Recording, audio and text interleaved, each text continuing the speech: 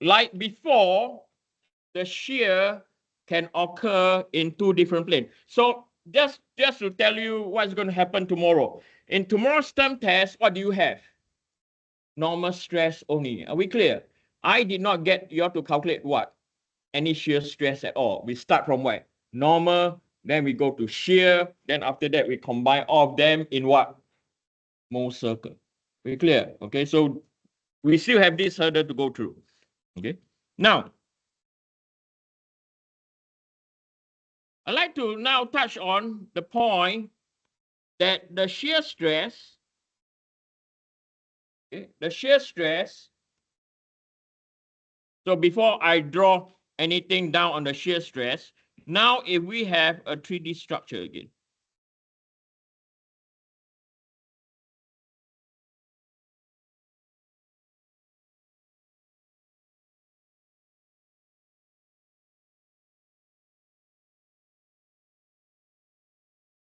Okay, and this is our X, and this is our Y, and this is our Z. And the shear stress, okay, or the shear force can come down in both directions. Okay, some structure or most of the structure, you can have a Vy, and then you can also have a what? A Vz. Okay, you can have both a Vy and a Vz. Okay, so the formula that we use, okay, that we use to calculate the shear stress is equal to Vy over Izz,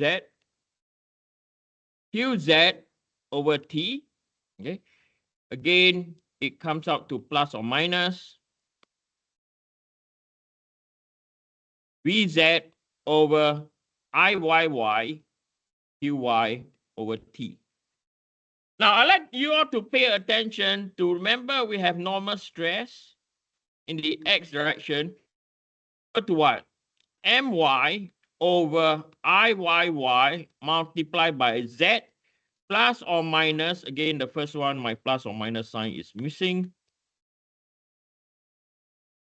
mz over Izz multiplied by y.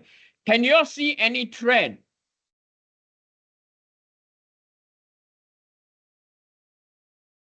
Can you all see any trend?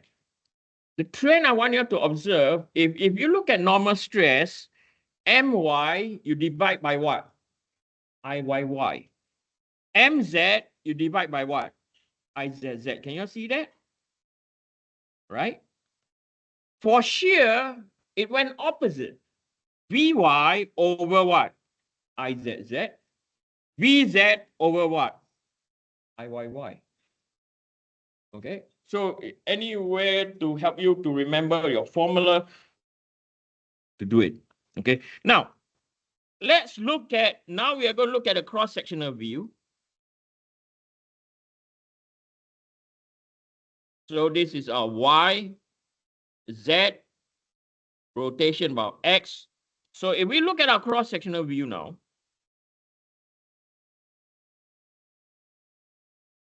right? So we know that we are going to focus on Vy. Okay, so Vy, I'm going to draw this axis, and this is our ZZ axis, right? So Vy is acting down onto an axis that is perpendicular and is known as our ZZ axis. So from here, knowing that that is our ZZ axis, we know that this is our what? This is our width. And over here, this is our depth. And now we were to sketch our shear flow. Small q, the q get bigger, and then it goes into what? Smaller again. These are all your q. So for this case, right, what we see that over here, this direction over here, this is known as your thickness about the z-axis. So to write out the formula further, the shear stress is equal to Vy over IZZ because the shear force intersect the ZZ axis perpendicularly, and then the first moment of area is QZ divided by P in the Z direction. Okay. So we will ask ourselves, QZ is equal to A Y bar. Okay. QZ is equal to A Y bar. Now, what is this area? Okay, and what is this Y bar? So now we look at the cross-sectional area first. Okay. And then 1, 2, 3, 1, 2, 3. And then this is our geometric centroid. Then we have a certain distance of interest.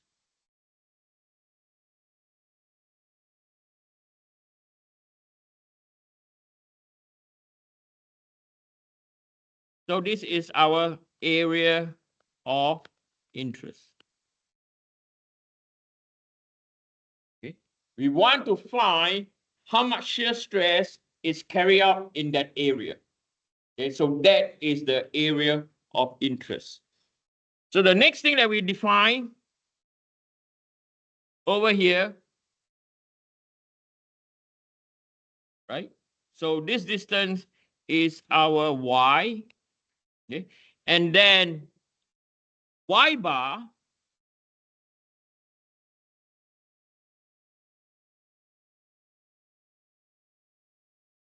that is our Y bar. So Y bar is basically if we have over here the distance from here to here. Let's say if we have the distance from here to here. This is A. Y bar, okay, will be equal to what?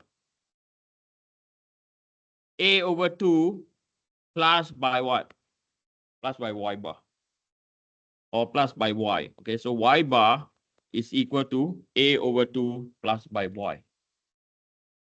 Okay. So that is why QZ is equal to A Y bar. Okay. Now, if we were to now have a different direction now, this is Y and this is Z, this is rotation about X. Again, now it's slightly different. Okay. What is the difference now? Is now we have our shear flow or shear stress coming in the Z direction now. Okay. So when that's the case, when we were to draw, okay, so now this axis, which is of interest, is our what? This is our YY axis. Okay. So from here, we know that when we sketch our shear flow, okay, so short and then very long, then it's short. Okay. And I'll tell you all why later on, why is it short, long, and short, okay? So over here, now the formula becomes what? The shear stress now is equal to Vz over Iyy, okay, because Vy intersect the axis 90 degrees, you use Vyy, Qy, okay, and now we have what? P in the Y direction. So now our thickness changes to where?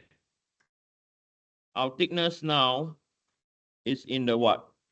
Y direction. So again, for this case, we are aware that parallel to the axis of interest, this is our width, and perpendicular, this is our depth. So now we now know that Qy is equal to A Z bar. Okay. So why is that so? So we now look at the cross-sectional area. And then this is our centroid. Okay. The area of interest, so for example, if this is our area of interest, now the area of interest is up to you where you want it to be, okay? So this is the area of interest.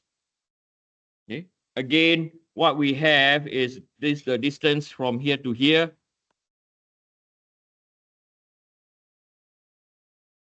This is equal to B. Okay. And then at the center,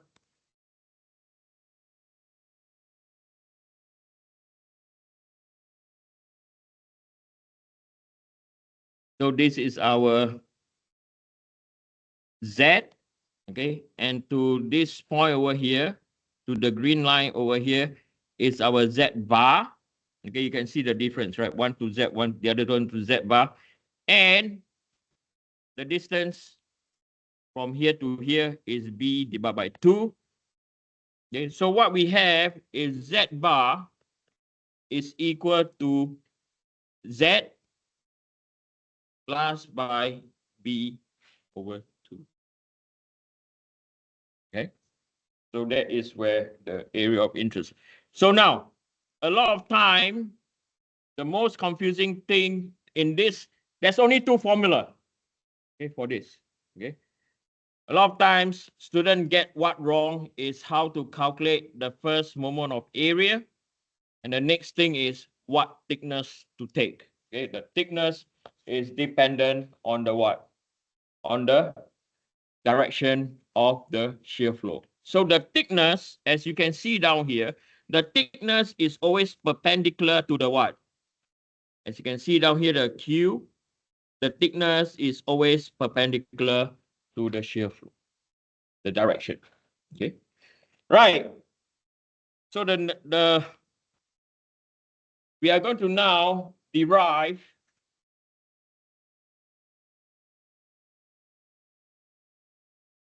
we are now going to derive the shear stress equation. Okay. So what we're trying to prove now, we are going to derive that shear xy is equal to shear yx, and this will be equal to 3 over 2 Vy over A. And then we're going to have bracket 1 minus by y squared over c squared. So this is what we are trying to derive. And then there's an image that you can get. So this is the cross-sectional view.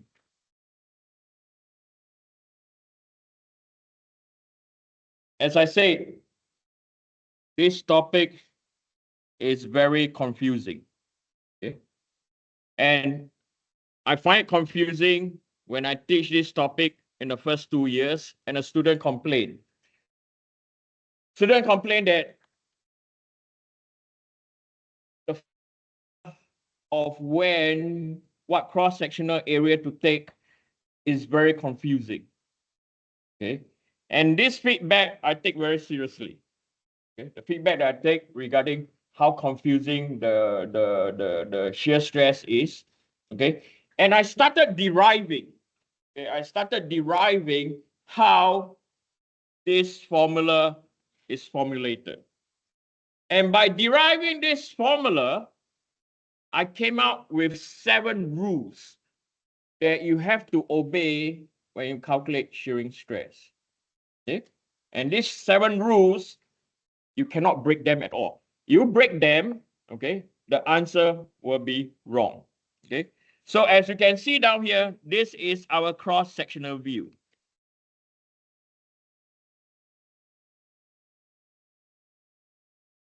So to look at a cross-sectional view, what are we dealing with is if we have a structure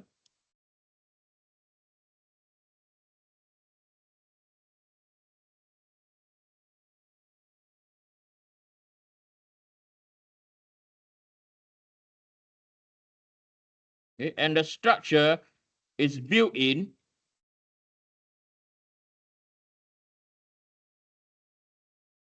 and then over here we call this our X, we call this our Y, and we call this our Z. And over here, this is where we have our Vy. Okay, so this is the cross-sectional view. So this is our Y and Z axis. Then over here, we have our Vy. Okay, I'm going to stop over here. Tomorrow, your term test. You all know the location yet? So I posted the location. I hope that you will.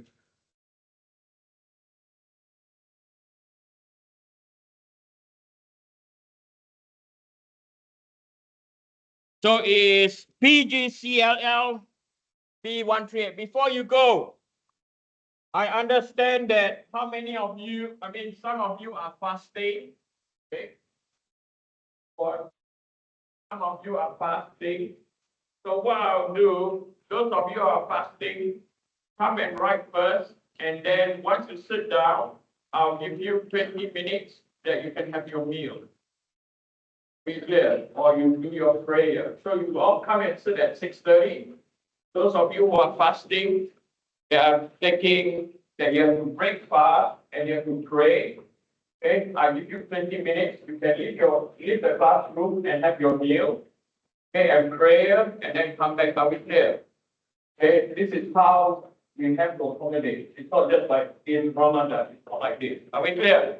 So those of you who are fasting, just come in, sit down first, and tell me you need to breakfast. You go out for 20 minutes, do your breakfast, and have your meal, and then come back. Are we clear? If not, I'll see you guys tomorrow. Okay.